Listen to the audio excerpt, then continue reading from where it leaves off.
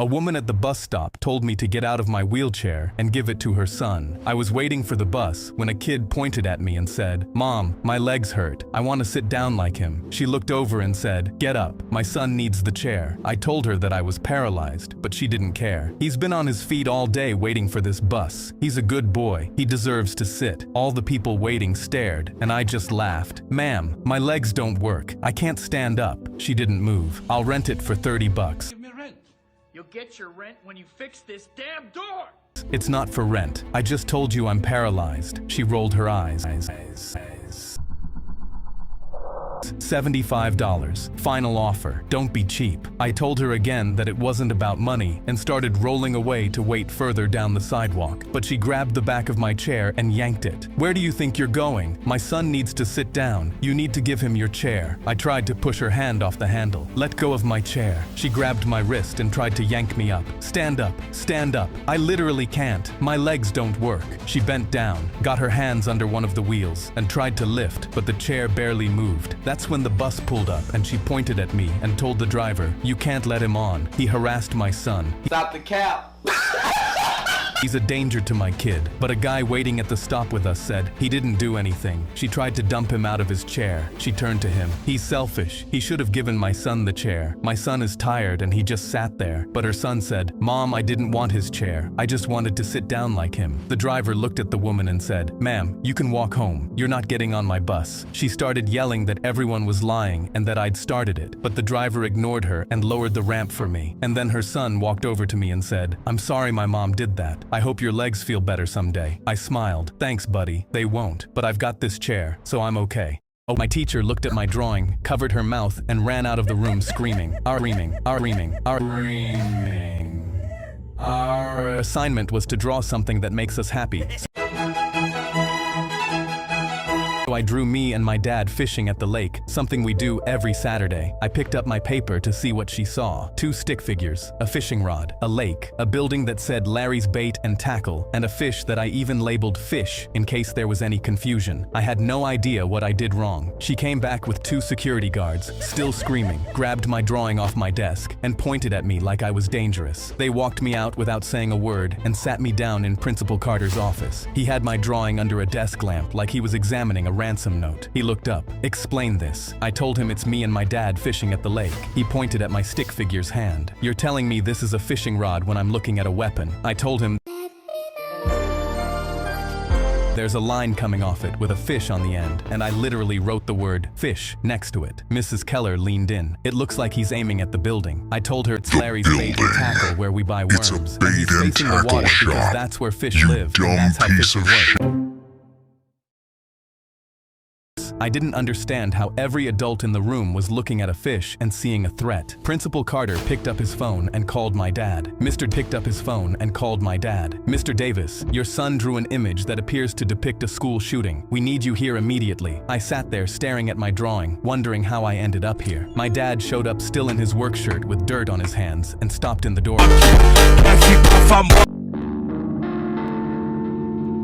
Dirt on his hands and stopped in the doorway. "Where is he? What did he draw?" Principal Carter slid the drawing across the desk, and my dad picked it up, stared at it, and laughed. Not a chuckle, a full laugh. "This is from last Saturday." He pulled out his phone, turned it around, and the photo was right there. Me standing in front of Larry's Bait and Tackle holding my fishing rod. Same building, same rod, same everything. He looked at the principal. "Is everyone in this room slow? My son drew a fish, labeled it fish, drew a fishing rod, but my uncle didn't take the iPad." He pointed at me. "Your son has no friends. He's bullied every day because of your stupid rule." I looked up, wiping my tears. I gave him that iPad because I was him once, and I swore I'd never let it happen to another kid. He's staying here every weekend so he can be a kid, starting today. A bait shop, and you looked at that and saw a school shooting. Nobody said anything. You pulled my son out of class and called me at work because not one adult in this building stopped and said, "Hey, maybe that's a fishing rod." Mrs. Keller stared at the floor, and Principal Carter had nothing. My dad put the drawing in his pocket. "We're done here. Let's go." Next art class, I drew Mrs. Keller and labeled it Donkey in case there was any confusion. My best friend Mike snapped his diamond-studded glove onto his left hand and hit the MJ toe stand. "Want to see me be a smooth criminal?" He looked over at Jackie scrolling her phone. I laughed. "She's been rejecting you all year, man. This Michael stick won't help." He spun around. "That's because I was too nice, but now I'm bad." He moonwalked over to Jackie.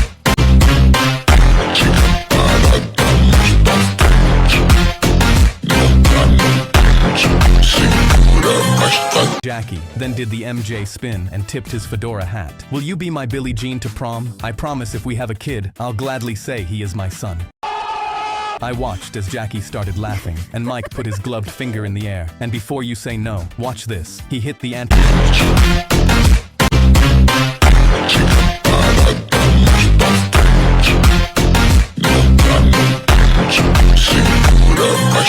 Anti-gravity lean and began shuffling circles around her, his black dance shoes gliding on the hallway floor. Jackie was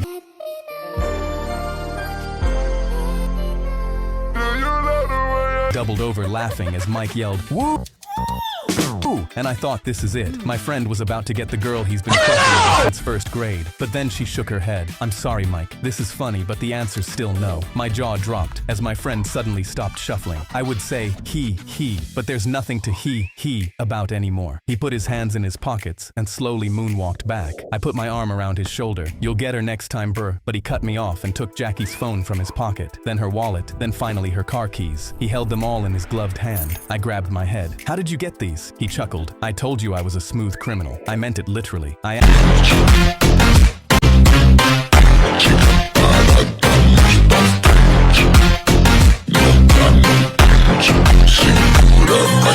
Asked if he plans on giving it back, and he put everything in his pockets. Only when she agrees to be my Billie Jean.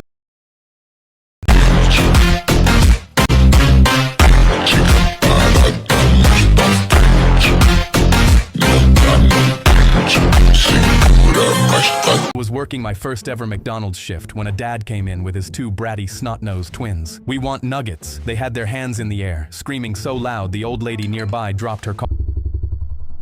The dad slammed his hands like I was his personal servant. I want 50 nuggets and I want them now. My kids haven't eaten all day and they don't like to wait. He snapped his fingers and I noticed his twins literally drooling whilst looking at the nuggets in the back. That'll be $14, but he got in my face. Why the hell does it cost so much? I raised my hands. I just work here. I don't set the prices. His kids immediately punched his arms. We don't care what it costs. Just give us nuggets. His face twisted as he tossed a bunch of coins onto the counter. Keep the change. A McDonald's worker probably needs it. My hands shook angrily as I counted, and suddenly a dozen straws hit my face, one poking my left eye. My vision blurred and one of the twins pointed at me. That's for being so slow. Now go make the nuggets. He snapped his fingers. The dad was now leaning against a pillar scrolling his phone, while his kids got on a table chanting, "We want nuggets," and throwing crayons around. I wasn't paid enough to deal with this, but I had enough pride to do it anyway. I slowly walked to the back, holding my sore eye, and packed 50 nuggets just like they asked. I brought the box back out with a devious grin. "What took you so long?" The twins immediately grabbed it with their greedy fingers, their eyes lighting up as snot dripped onto their t-shirts. They tore it open, and instantly their jaws dropped in horror. Every nugget had been individually wrapped and sellotaped, 50 tiny parcels. Each one would take minutes to open. I looked at the three entitled stooges. Now enjoy your nuggets. They taste better when you work for them anyway.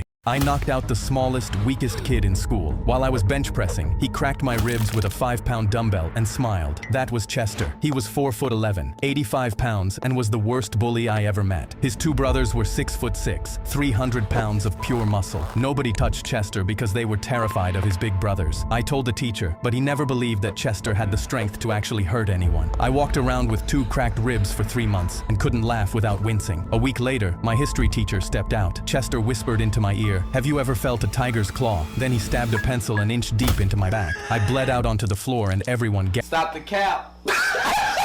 gasped. I needed 7 stitches. My teacher asked the class if anyone saw it. Every single student looked away. Chester smiled again. He was loving this power. PE baseball. Chester slammed a metal bat across my knee. I limped for a month. I still feel it when it rains. I didn't tell my mom. I didn't tell anyone. I knew I had to handle this myself. So I started kickboxing. 5 days a week for 6 months straight. I sparred with semi-pros. Got beaten up badly at first. Then slowly started landing shots and earned their respect. I stored every one of Chester's hits in the back of my mind. I had a college scholarship and couldn't afford to risk losing it, so I waited for the last day of school. I walked up to him and said, "Hey Chester, have you ever felt a tiger's claw?" He looked confused. Before he could say a word, I threw everything, punches, kicks, elbows, and laid him out on the concrete, unconscious, bleeding out of his smug face. A crowd gathered and went completely silent. Then his two brothers pushed through the crowd and got in my face. "Try that on us. Go ahead, try it." I looked up at both of them and said, "You might kill me, but I'll take one of you with me to the grave. I swear it."